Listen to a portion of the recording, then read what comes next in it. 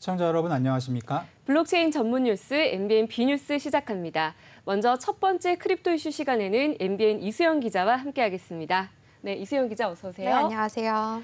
네, 금융위원회 산하에 디지털자산위원회가 신설된다고 하는데 디지털자산법의 윤곽이 어느 정도 나온 건가요? 네, 그렇습니다. 이 디지털자산 기본 법안에 따라서 디지털자산위원회가 신설되면서 이 디지털자산 사업자에 대한 감독과 검사 권한을 부여하는 방안이 추진될 것으로 보입니다. 또 국정과제의 일환으로 이 디지털자산 기본법을 연내 제정하겠다는 현 정부의 기조에 맞춰서 이 국회 정무위에 계류 중이던 14개 디지털자산 관련 법안을 갈무리하는 여당안이 마련되면서 디지털자산법의 윤곽이 드러났다 이렇게 볼 수 있겠습니다. 네. 디지털자산위원회는 좀 어떤 권한을 갖게 되나요?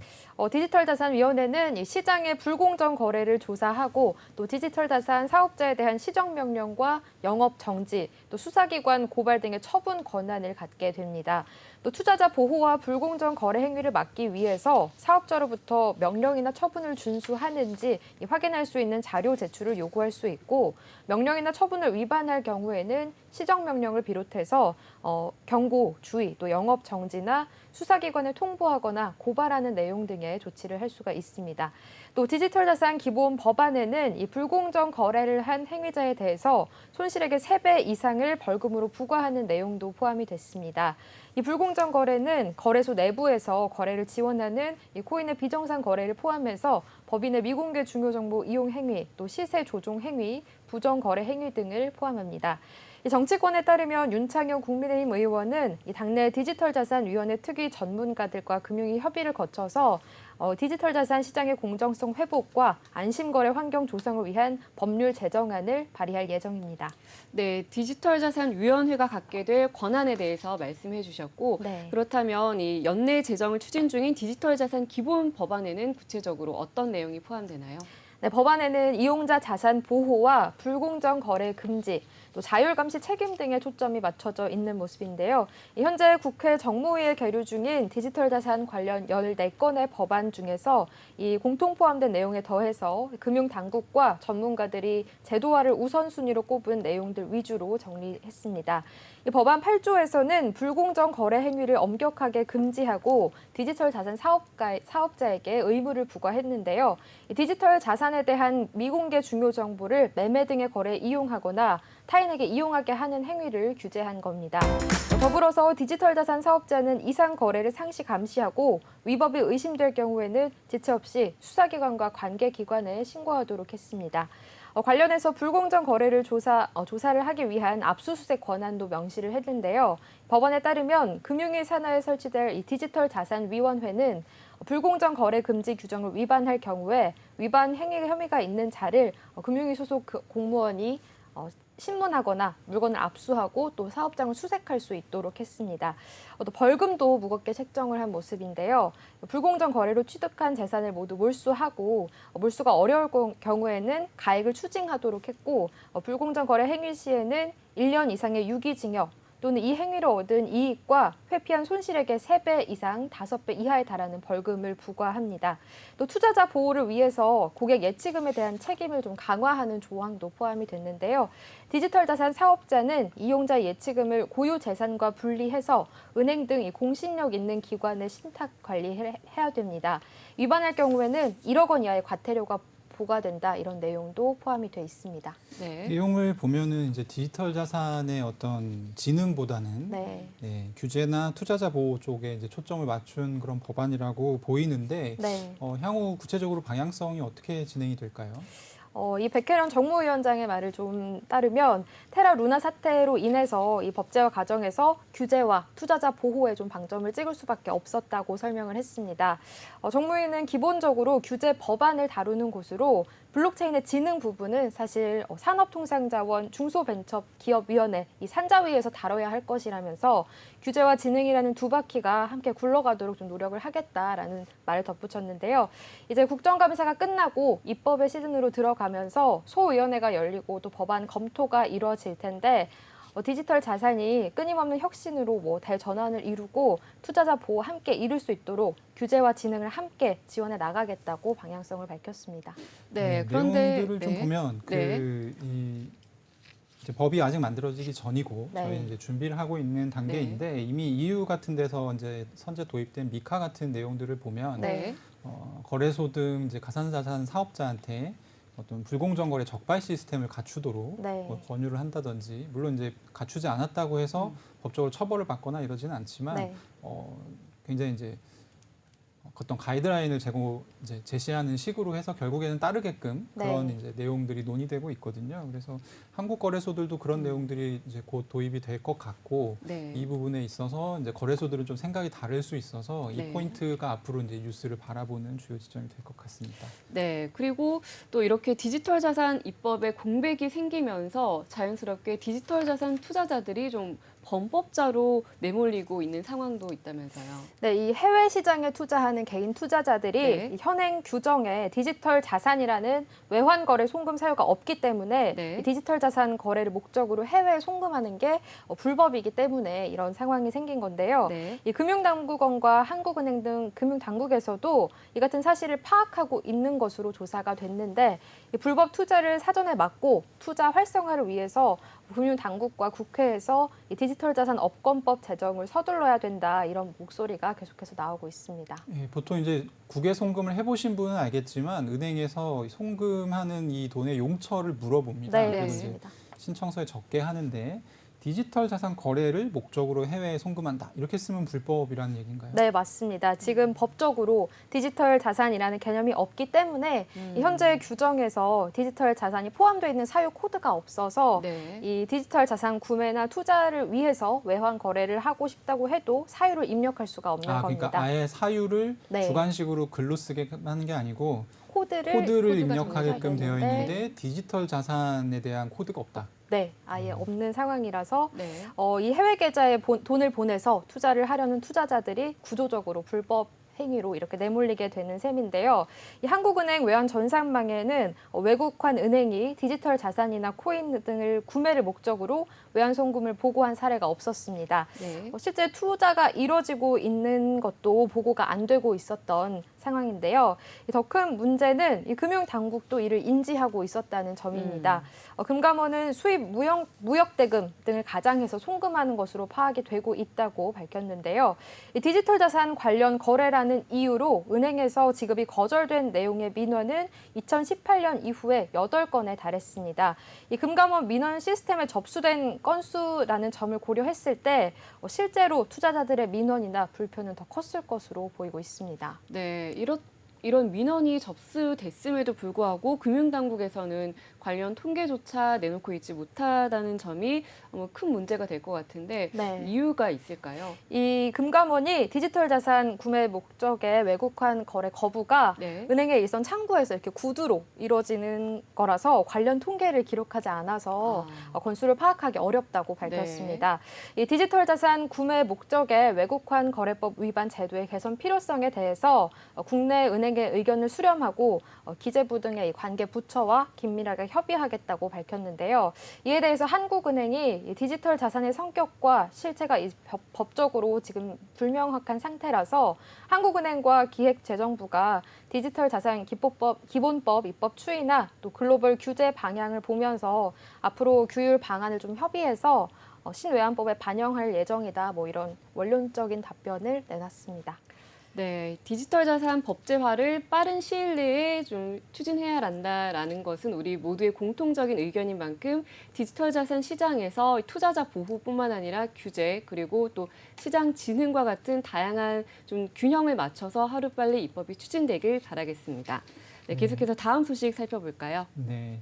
메타의 메타버스 사업이 큰 부진을 겪고 있다고 굉장히 큰 손실을 네. 낸 것으로 어제 이제 나왔죠. 어제 이제 누적 영업 적자만 94억 달러, 우리 돈으로는 약 13조 3,500억 원에 달하는 것으로 나타났습니다. 현지 시각으로 26일 더블록에 따르면 메타의 메타버스 사업부 이 리얼리티 랩스가 올해 3분기에 37억 달러, 우리 돈으로는 5조 2,400억 원의 손실을 기록했다고 발표했는데요. 연간으로는 94억 달러로 이 손실 금액이 늘어난 겁니다. 이 메타의 부문은 부진을 면치 못했지만 주력 사업인 페이스북과 인스타그램은 올해 274억 달러, 우리 돈으로는 약 38조 9,100억 원의 이익을 냈는데요. 이 메타가 매 분기마다 페이스북과 인스타그램을 통해서 상당한 광고 수익을 내고 있는데 시가총액은 이 메타버스 사업의 부진으로 계속해서 손실이 일어나고 있는 겁니다. 지난해 메타는 1조 달러, 약 1,420조 원을 넘어선 뒤에 3억 5천만 달러 아래로 떨어진 모습이었습니다. 네.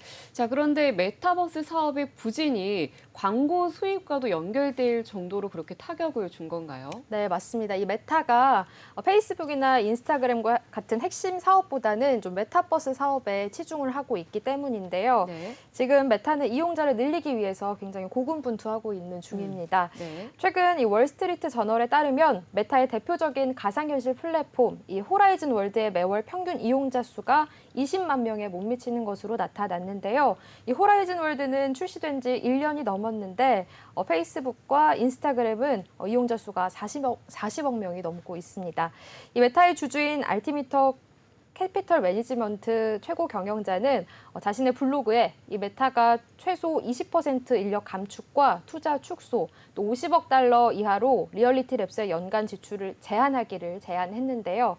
이 거스너의 제안이 있고 한 달도 안 돼서 이 메타의 최고 경영자는 메타의 비용 절감을 위해서 고용 동결과 또 팀 구조 조정을 진행 중이라고 밝혔습니다.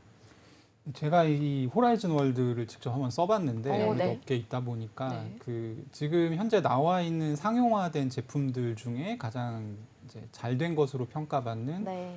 오큘리스라는 이제 기기가 있거든요. 네. 그 기기를 이제 저는 사가지고 쓰기를 좋아하는데 제가 생각했을 때 문제점 뭐냐면 이 기기를 사용해서 메타의 메타버스에 들어갈 때 개인정보를 굉장히 노골적으로 요구합니다. 그러니까 네가 여기서 남기는 모든 개인정보 네. 우리가 상업적으로 사용할 수 네. 있다라고 하고 그럼 이제 사람들이 안 가입하잖아요. 네. 그렇죠. 그러면 이제 강제로 가입할 수밖에 없게끔 약간 그 옆구리를 찌르는 네. 그런 식의 어떤 방법들을 좀 쓰는데 아무래도 제가 보기에는 그런 사고방식을 좀 고치지 않는 이상은 네. 예, 단기간에 사람을 많이 모으기 어렵지 않을까 생각이 이 방송을 들었습니다. 보셔야겠네요. 아, 그러게요.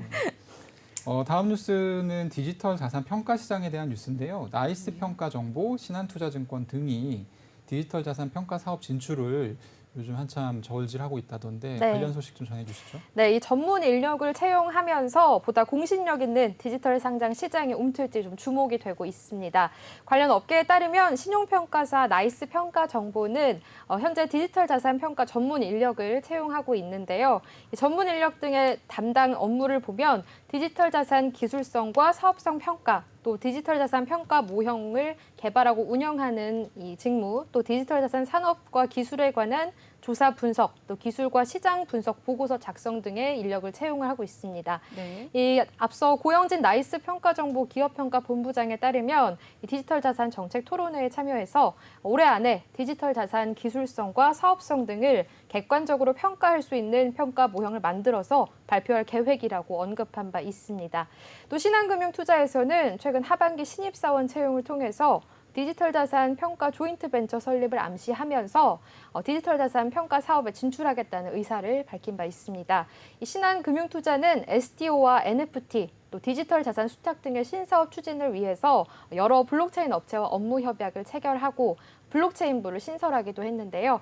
이 디지털 자산 평가 사업은 향후 금융위원회가 이 디지털 자산 기본법을 제정해서 증권형 토큰과 비증권형 토큰을 제정해서 규제한 후에 재편된 시장에 대응하기 위해서 좀 대비를 하고 있는 것으로 보입니다. 네, 말씀하신 내용 중에 금융위원회의 증권형 토큰과 비증권형 토큰에 대한 규제 방안은 지금 어떻게 되고 있나요? 네, 발행과 유통으로 좀 나눠서 살펴볼 수가 있는데요. 네.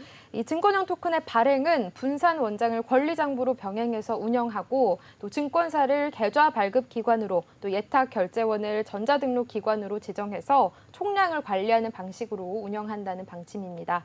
또 유통은 한국거래소의 디지털 증권 시장을 개설해서 증권사 중개로 장외 거래를 지원하고 증권형 토큰 유통량이 많아지면 자본시장법에 따라서 상장 절차를 밟게 한다는 계획입니다. 그러니까 예전처럼 거래소가 결심을 하면 상장이 되는 것이 아니라 네. 어떤 자본시장 법에 따라서 굉장히 무서운 지금 대목이거든요. 네. 기존에 이제 코인 만드는 업체들 입장에서는 마음대로 상장을 할 수 없고 또 네. 예전에는 아주 규모가 작은 어떤 거래소에 이제 적절한 마케팅비를 지급하고 또 상장을 하는 방법들을 쓰곤 했는데 네. 그런 것들이 이제 어려워진다는 거죠. 증권형 토큰의 경우에는. 네.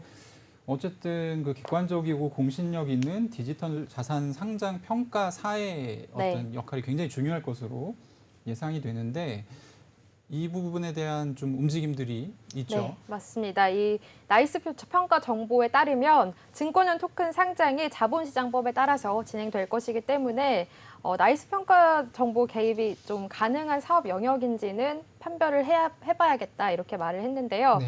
이 블록체인 에반젤리스트에 따르면 증권형 토큰은 자본시장법에 따라서 상장 여부를 평가하고 비증권형 토큰은 현행과 마찬가지로 쟁글과 코레이팅, 와이즈레이팅스 같은 민간 업체가 디지털 자산을 전체적으로 평가해서 등급을 매겨서 상장 여부를 결정하는 방식으로 이뤄질 것으로 내다봤습니다.